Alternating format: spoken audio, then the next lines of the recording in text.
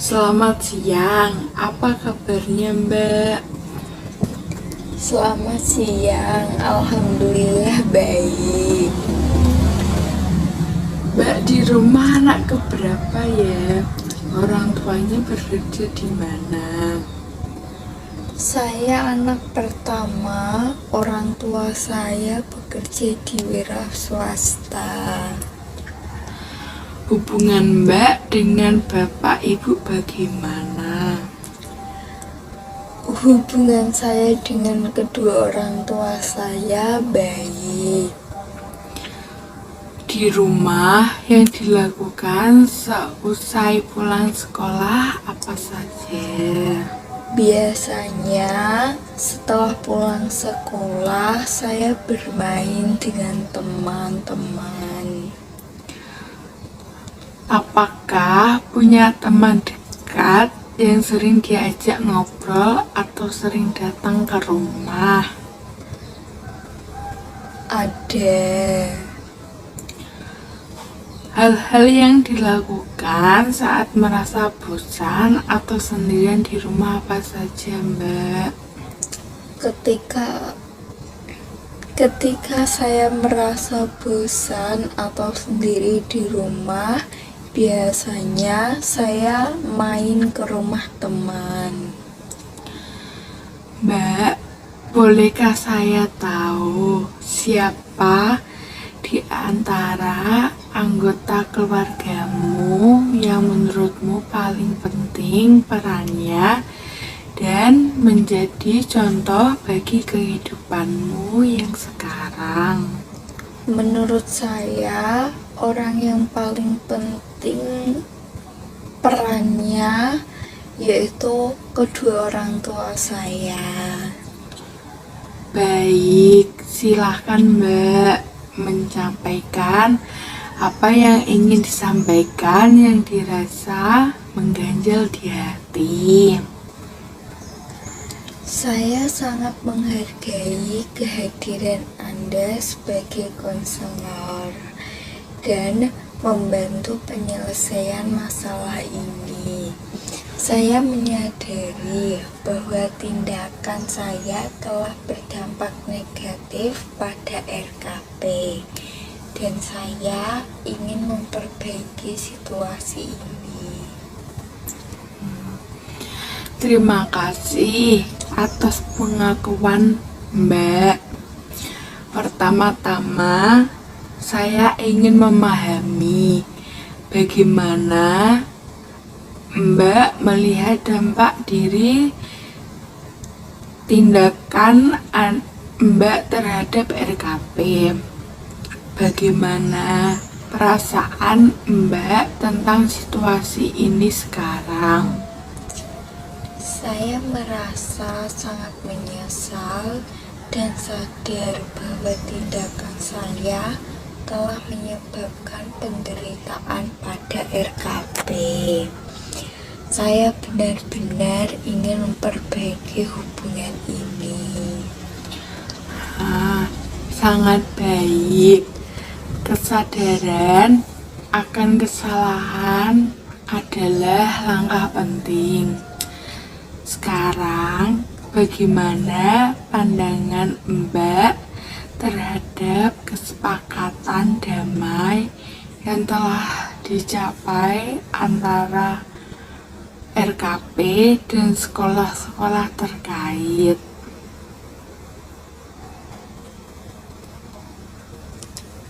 Saya merasa positif mengenai kesepakatan damai tersebut. Saya ingin berusaha keras untuk mematuhi kesepakatan tersebut dan memastikan bahwa situasi serupa tidak terulang di masa depan. Bagus. Sebagai langkah selanjutnya, penting bagi Mbak untuk memahami peran dan tanggung jawab Mbak dalam mencegah peristiwa serupa di masa depan. Bagaimana menurut Mbak mengenai hal ini? Saya berkomitmen untuk belajar dari kesalahan saya dan melakukan segala yang saya bisa untuk menghindari situasi serupa. Saya akan berhati-hati dalam bertindak dan selalu mempertimbangkan konsekuensi dari setiap tindakan saya. Bagus. Langkah terakhir, bagaimana menurut Mbak bisa membantu RKP dalam proses penyembuhan? Apakah ada sesuatu yang bisa Mbak lakukan untuk mendukungnya? Saya bersedia melakukan apapun yang diperlukan untuk mendukung proses penyembuhan RKP. Saya ingin meminta maaf secara langsung dan menunjukkan bahwa saya serius dalam upaya memperbaiki hubungan ini. Jika ada langkah konkret yang bisa saya ambil, saya akan melakukannya. Itu sangat baik, Mbak. Dengan demikian, kita berharap kedua belah pihak dapat melanjutkan kehidupan sekolah dengan lebih baik. Jangan ragu untuk mencapai bantuan jika ada masalah di masa depan. Terima kasih atas kerjasamanya dalam proses ini. Saya bersedia mencoba, meskipun saya terkadang merasa sulit mengendalikan ekspresi diri saya. Saya ingin belajar bagaimana caranya tetap ekspresif tanpa membuat orang lain merasa terintimidasi. Itu langkah yang baik, Mbak. Selanjutnya, mari kita bicara tentang dinamika keluarga dan urutan kelahiranmu. Bagaimana posisimu dalam keluarga? Saya adalah anak pertama dalam keluarga. Terkadang saya merasa tanggung jawab yang besar untuk memberikan contoh kepada adik-adik saya, dan ini membuat saya merasa perlu untuk bersaing untuk mendapatkan perhatian. Bagaimana perasaanmu terkait posisi itu? Apakah kamu merasa perlu bersaing atau mencari perhatian? Kadang-kadang saya merasa tertekan untuk bersaing dan mencari perhatian, terutama ketika merasa bahwa adik-adik saya mendapatkan lebih banyak perhatian. Saya merasa perlu untuk diakui dalam keluarga. Pemahamu tentang dirimu dalam keluarga juga sangat penting. Bagaimana jika kita mencari cara agar kebutuhanmu untuk diakui dapat dipenuhi tanpa harus melibatkan tindakan yang merugikan orang lain? Saya setuju. Saya ingin mencari cara agar saya bisa merasa diakui tanpa harus bersaing atau merugikan orang lain. Mungkin dengan cara komunikasi yang lebih positif. Bagus, Mbak. Kita akan bekerja sama untuk menemukan cara agar kamu bisa tetap menjadi dirimu sendiri. tanpa merugikan orang lain. Dan ingat, saya di sini untuk membantu, bukan untuk menyalahkan. Apakah ada hal lain yang ingin kamu bagikan atau sampaikan? Saya berpikir bahwa mungkin ada kesalahpahaman dalam interpretasi peristiwa tersebut. Mungkin saya tidak menyampaikan niat saya dengan jelas, dan itu bisa menjadi penyebab konflik. Pemahamanmu tentang kesalahpaham ini penting sekarang. Mari kita bicara tentang bagaimana kita bisa menghindari kesalahpahaman ini serupa di masa depan. Bagaimana menurutmu? Saya pikir saya perlu lebih berhati-hati dalam menyampaikan pesan saya dan memastikan bahwa semua pihak memahami niat saya dengan benar. Mungkin dengan lebih terbuka dan jelas dalam berkomunikasi. Itu langkah yang baik, Mbak. Selanjutnya, mari kita bicara tentang konflik yang mungkin muncul. Bagaimana menurut kita bisa menyelesaikan konflik dengan cara yang lebih baik? Saya merasa saya perlu lebih fokus pada kontrol emosi dan mencari solusi yang tidak melibatkan kekerasan. Mungkin dengan lebih mendengarkan pandangan orang lain dan mencari titik temu yang memuaskan semua pihak. Pemahamanmu tentang kontrol emosi dan menyelesaikan konflik tanpa kekerasan adalah hal yang positif, Mbak.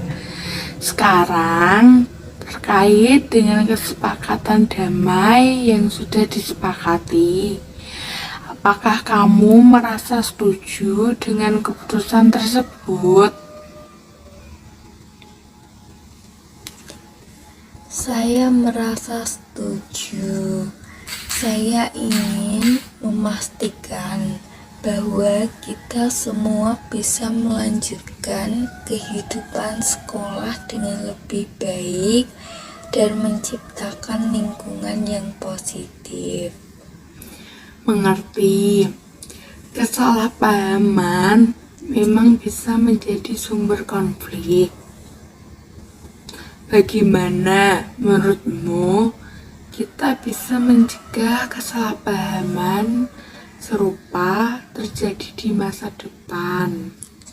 Saya pikir dengan lebih berkomunikasi secara terbuka dan memastikan bahwa pesan saya disampaikan dengan jelas, mungkin juga dengan mencari konfirmasi dari orang lain untuk memastikan pemahaman yang benar. Itu adalah langkah yang baik, Mbak. Selanjutnya, mengenai kesepakatan damai yang telah dicapai, bagaimana perasaanmu tentang hal tersebut? Saya merasa sedikit cemas, tetapi juga optimis bahwa kesepakatan tersebut bisa membawa perubahan positif. Saya berharap dapat belajar dari pengalaman ini dan membantu menciptakan lingkungan yang lebih harmonis. Itu adalah reaksi yang wajar. Sekarang, mari kita bicara tentang dinamika minat sosial atau kepentingan bersama dalam kelompok. Apakah kamu merasa adanya disorientasi atau ketidakcocokan minat sosial yang mungkin menjadi penyebab masalah? Mungkin ada sedikit ketidakcocokan minat sosial yang bisa menjadi penyebab masalah. Saya ingin mencari cara untuk lebih memahami minat dan kepentingan bersama dalam kelompok tersebut. Paham. Saya ingin kita bekerja sama untuk memahami lebih dalam tentang minat sosial ini dan minat bagaimana kita bisa mencapai lingkungan yang lebih positif. Bagaimana menurutmu? Melalui diskusi sebelumnya, saya menyadari bahwa ada beberapa area di mana tindakan saya dapat berdampak negatif. Saya ingin fokus pada perubahan positif dan melihat masa depan dengan lebih optimis. Saya berharap dapat mencapai tujuan hidup yang lebih baik. Itu langkah yang baik, Mbak. Pertama, mari kita identifikasi apa yang bisa kita lakukan untuk memperbaiki hubungan dengan RKP. Bagaimana menurutmu kita bisa membuatnya merasa lebih baik dan mendukungnya? Saya berpikir bahwa langkah pertama adalah dengan memberikan permintaan maaf yang tulus dan menunjukkan keseriusan saya untuk berubah. Selain itu, saya ingin mencari cara untuk mendukung RKP dalam proses penyembuhan. Mungkin dengan memberikan dukungan moral dan praktis. Bagus, Mbak. Mari kita terus bekerja sama untuk membangun kembali hubungan dengan RKP. Sekarang, bagaimana perasaanmu setelah mediasi dan kesepakatan damai ini? Saya merasa campur aduk.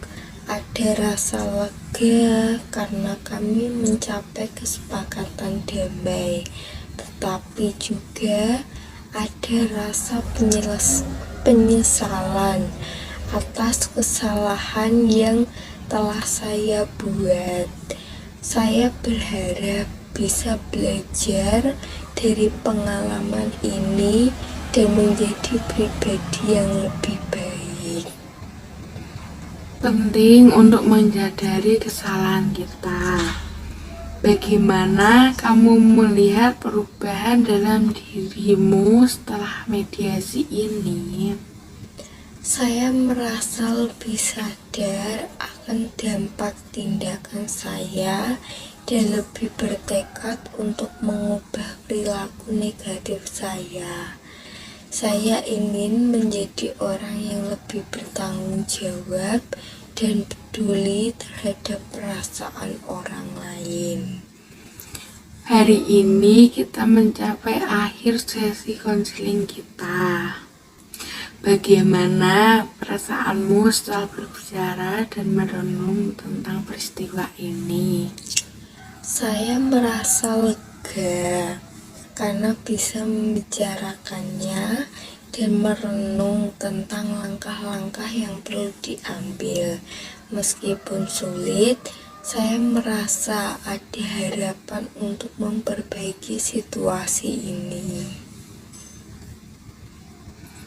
Itu bagus untuk didengar. Proses ini memang bisa menantang, tetapi langkah-langkah yang kamu ambil untuk mengatasi situasi ini sangat berarti. Apakah ada hal lain yang ingin kamu bagikan atau diskusikan sebelum kita mengakhiri sesi hari ini? Tidak, saya rasa kita sudah mencakup banyak hal. Saya hanya ingin berterima kasih atas bimbingan dan dukungan Anda selama sesi ini. Sama-sama Mbak, ingatlah perubahan memerlukan waktu dan penting untuk tetap konsisten dalam usaha menuju perubahan positif. Kami akan melanjutkan proses ini dalam sesi-sesi berikutnya. Jika ada pertanyaan atau perhatian, jangan ragu untuk menghubungi saya. Terima kasih. Ya, sama-sama.